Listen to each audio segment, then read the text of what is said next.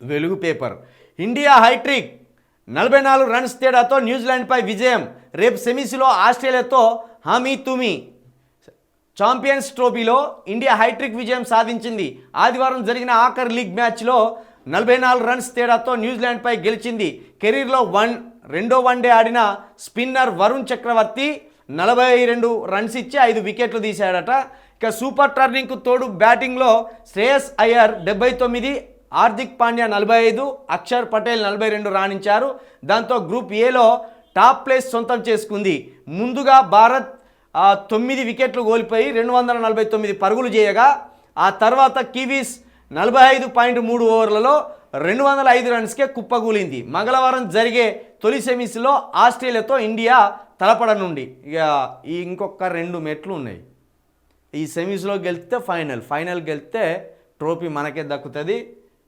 Indian cricket లవర్స్కి ఇదొక సంతోషం మిగులుస్తారు. కాబట్టి మరి ఈ 2 కూడా మన ఇండియానే గెలిచి ఈ కప్పు పట్టుకొని రావాలని ఆశాభావం వ్యక్తం చేద్దాం.